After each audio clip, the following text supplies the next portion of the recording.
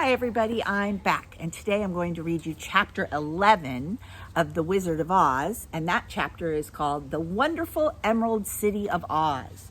But before we do that, I have a special poem to read to you. Today's poem is called Smile in Your Pocket. There's a smile in your pocket.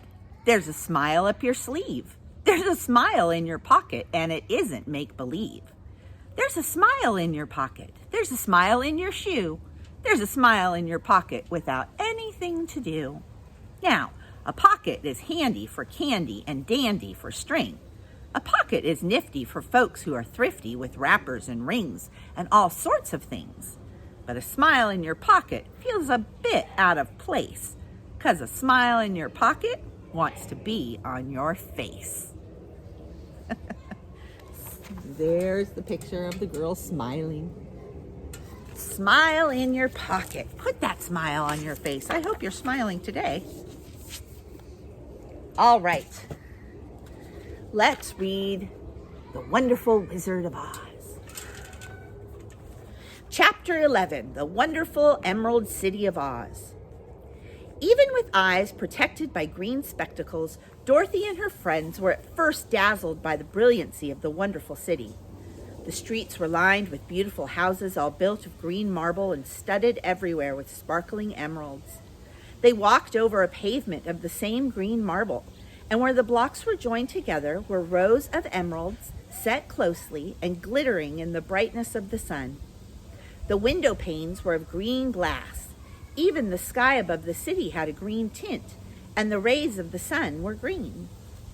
There were many people, men, women, and children walking about, and these were all dressed in green clothes and had greenish skins.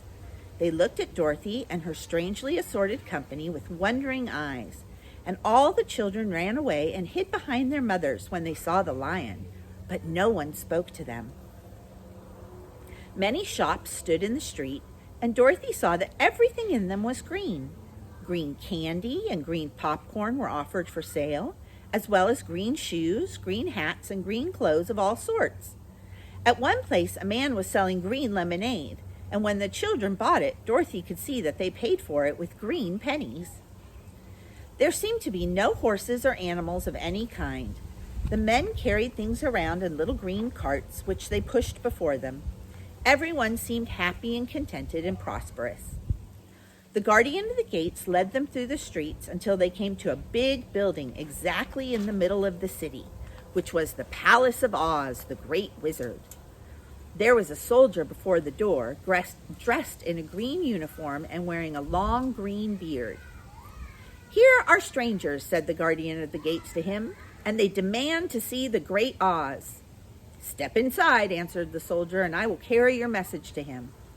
So they passed through the palace gates and were led to a big room with a green carpet and lovely green furniture set with emeralds. The soldier made them all wipe their feet upon a green mat before entering the room, and when they were seated, he said politely, "Please make yourselves comfortable while I go to the door of the throne room and tell Oz that you are here." They had to wait a long time before the soldier returned. When at last he came back, Dorothy asked, "Have you seen Oz?" "Oh, no," returned the soldier, "I've never seen him. But I spoke to him as he sat behind his screen and gave him your message. He said he will grant you an audience if you so desire, but each one of you must enter his presence alone, and he will admit but one each day. Therefore, you must remain in the palace for several days. I will have you shown to rooms where you may rest in comfort after your journey." "Thank you," replied the girl. "That is very kind of Oz." The soldier now blew upon a green whistle, and at once a young girl, dressed in a pretty green silk gown, entered the room. She had lovely green hair and green eyes, and she bowed low before Dorothy as she said, "Follow me, and I will show you to your room." So Dorothy said goodbye to all of her friends except Toto, and taking the dog in her arms, followed the green girl through 7 passages and up 3 flights of stairs until they came to a room at the front of the palace. It was the sweetest little room in the world, with a soft, comfortable bed that had sheets of green silk and a green velvet counterpane. There was a tiny fountain in the middle of the room that shot a spray of green perfume into the air to fall back into a beautifully carved green marble basin. Beautiful green flowers stood in the windows, and there was a shelf with a row of little green books. When Dorothy had time to open these books, she found them full of queer green pictures that made her laugh. They were so funny. In a wardrobe were many green dresses made of silk and satin and velvet, and all of them fitted Dorothy exactly. I was a little thirsty. "Make yourself perfectly at home," said the green girl, "and if you wish for anything, ring the bell. Oz will send for you tomorrow morning." And there's Dorothy, and there's the green girl.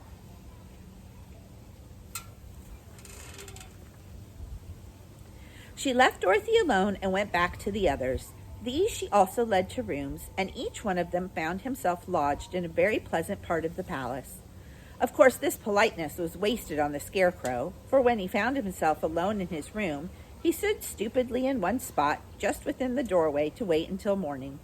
It would not rest him to lie down, and he could not close his eyes, so he remained all night staring at a little spider which was weaving its web in the corner of the room, just as if it were not one of the most wonderful rooms in the world. The Tin Woodman lay down on his bed from force of habit, for he remembered when he was made of flesh. But not being able to sleep, he passed the night moving his joints up and down to make sure they kept in good working order. The Lion would have preferred a bed in dried leaves in the forest, and did not like being shut up in a room, but he had too much sense to let this worry him, so he sprang upon the bed and rolled himself up like a cat and purred himself to sleep in a minute.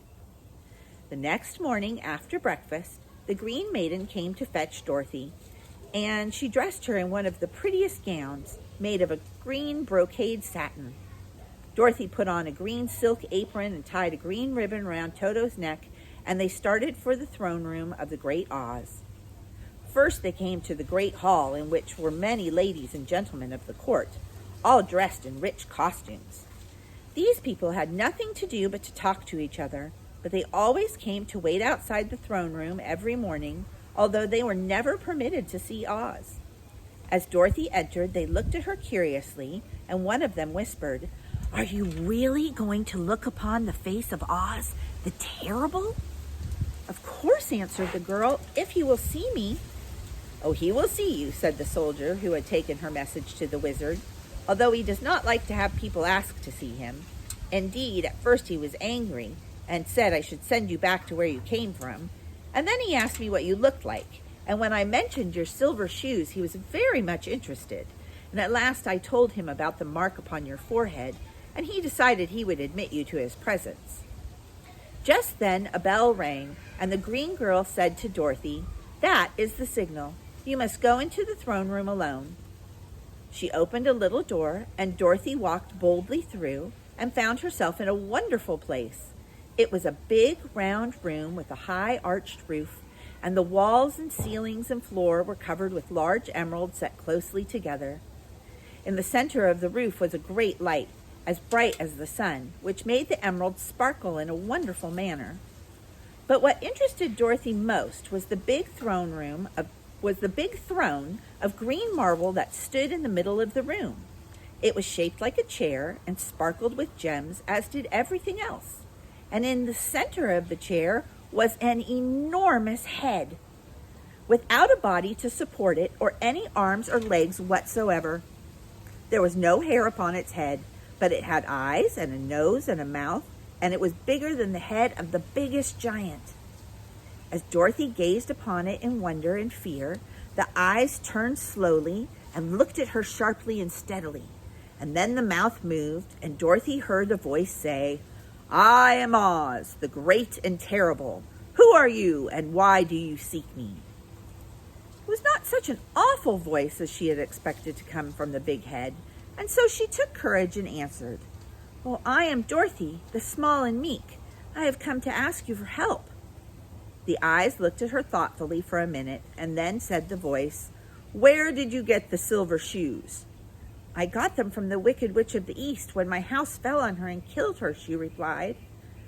Where did you get the mark upon your forehead? Continued the voice.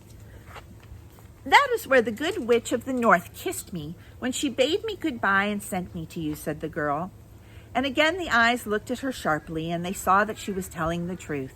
And then Oz asked, What do you wish me to do? Send me back to Kansas, where my Aunt Em and Uncle Henry are, she answered earnestly. I don't like your country, although it is beautiful, and I'm sure Aunt Em will be dreadfully worried over my being away so long. The eyes winked 3 times, and then they turned up to the ceiling and down to the floor and rolled around so queerly that they seemed to see every part of the room, and at last they looked at Dorothy again. Why should I do this for you? Asked Oz. Because you are strong and I am weak. Because you are a great wizard and I am only a helpless little girl, she answered. But you are strong enough to kill the Wicked Witch of the East, said Oz. Well, that just happened, returned Dorothy simply. I could not help it. Well, said the head, I will give you my answer. You have no right to expect me to send you back to Kansas unless you do something for me in return. In this country, everyone must pay for everything he gets. If you wish me to use my magic power to send you home again, you must do something for me first. Help me, and I will help you. What must I do? Asked the girl. Kill the Wicked Witch of the West, answered Oz. But I cannot, exclaimed Dorothy, greatly surprised. You killed the Witch of the East, and you wear the silver shoes, which bear a powerful charm. There is now but one Wicked Witch left in all of this land, and when you can tell me she is dead, I will send you back to Kansas, but not before. The little girl began to weep. She was so much disappointed, and the eyes winked again and looked upon her anxiously, as if the great Oz felt that she could help him if she would. I've never killed anything willingly, she sobbed, and even if I wanted to, how could I kill the Wicked Witch? If you, who are great and terrible, cannot kill her yourself, how do you expect me to do it?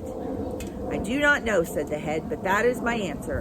And until the Wicked Witch dies, you will not see your uncle and aunt again. Remember that the witch is wicked, tremendously wicked, and ought to be killed. Now go, and do not ask to see me again until you have done your task. Sorrowfully, Dorothy left the throne room and went back to where the lion and the scarecrow and the Tin Woodman were waiting to hear what Oz had said to her. There is no hope for me, she said sadly, for Oz will not send me home until I have killed the Wicked Witch of the West, and that I can never do.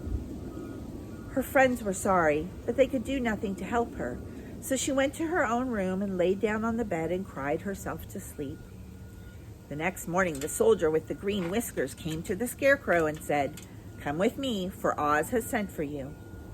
So the scarecrow followed him and was admitted to the great throne room, where he saw, sitting in the emerald throne, a most lovely lady. She was dressed in green silk gauze and wore upon her flowing green locks a crown of jewels.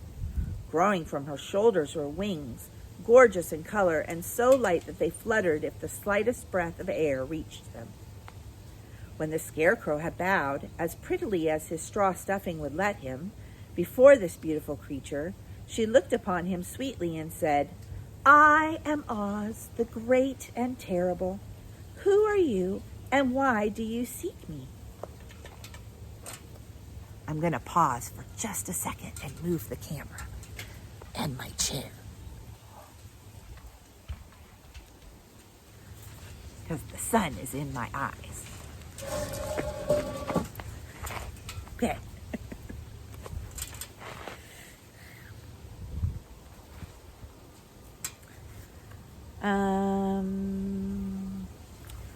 And when the scarecrow had bowed, as prettily as his straw stuffing would let him, before this beautiful creature, she looked upon him sweetly and said, I am Oz, the great and terrible.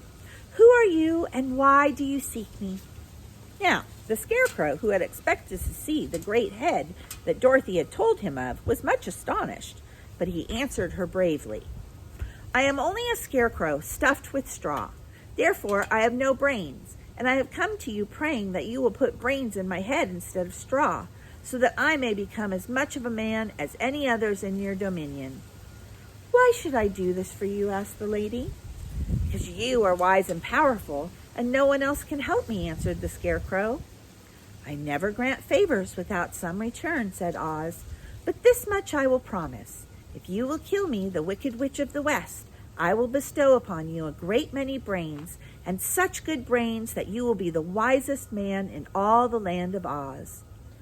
"I thought you asked Dorothy to kill the witch," the Scarecrow said in surprise. "So I did. I do not care who kills her, but until she is dead, I will not grant your wish. Now go, and do not seek me again until you have earned the brains you so greatly desire." The Scarecrow went sorrowfully back to his friends and told them what Oz had said, and Dorothy was surprised to find that the Great Wizard was not a head as she had seen him, but a lovely lady. "All the same," said the Scarecrow, "she needs a heart as much as the Tin Woodman." On the next morning, the soldier with the green whiskers came to the Tin Woodman and said, "Oz has sent me to you. Follow me." So the Tin Woodman followed him and came to the great throne room. He did not know whether he would find Oz a lovely lady or a head, but he hoped it would be the lovely lady. "For," he said to himself, "if it is a head, I am sure I shall not be given a heart, since a head has no heart of its own and therefore cannot feel for me. But if it is a lovely lady, I shall beg for a heart, for all ladies are themselves said to be kindly-hearted." But when the Woodman entered the great throne room, he saw neither a head nor the lady, for Oz had taken the shape of a most terrible beast. It was nearly as big as an elephant, and the green throne seemed hardly strong enough to hold its weight. The beast had the head of a rhinoceros, only there were 5 eyes in its face. There were 5 long arms growing out of its body, and it also had 5 long, slim legs. Thick, woolly hair covered every part of it, and a more dreadful-looking monster could not be imagined. It was fortunate the Tin Woodman had no heart at that moment, for it would have beat very loud and fast from terror. But being only tin, the Woodman was not at all afraid, although he was very much disappointed. "I am Oz, the great and terrible," spake the beast in a voice that was one great roar. "Who are you, and why do you seek me?" "I am a woodman and made of tin. Therefore I have no heart and cannot love. I pray you give me a heart, that I may be as other men are." "Why should I do this?" demanded the beast. "Because I ask it, and you alone can grant my request," answered the woodman. Oz gave a low growl at this, but said gruffly, "If indeed you desire a heart, you must earn it." "How?" asked the woodman. "Help Dorothy to kill the Wicked Witch of the West," replied the beast. "And when the witch is dead, come to me, and I will give you the biggest and kindest and most loving heart in all the land of Oz." And so the Tin Woodman was forced to return sorrowfully to his friends and tell them of the terrible beast that he had seen. They all wondered greatly at the many forms the great wizard could take upon himself, and the lion said, "If he is the beast when I go to him, I shall roar my loudest, and so frighten him that he will grant all I ask. And if he is the lovely lady, I shall pretend to spring upon her, and so compel her to do my bidding. And if he is the great head, he will be at my mercy, for I will roll his head all around the room until he promises to give us what we desire. So be of good cheer, my friends, for all yet will be well."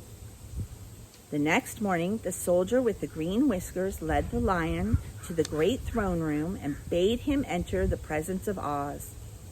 The lion at once passed through the door, and glancing around, to his surprise, that before the throne was a ball of fire, so fierce and glowing he could scarcely bear to gaze upon it.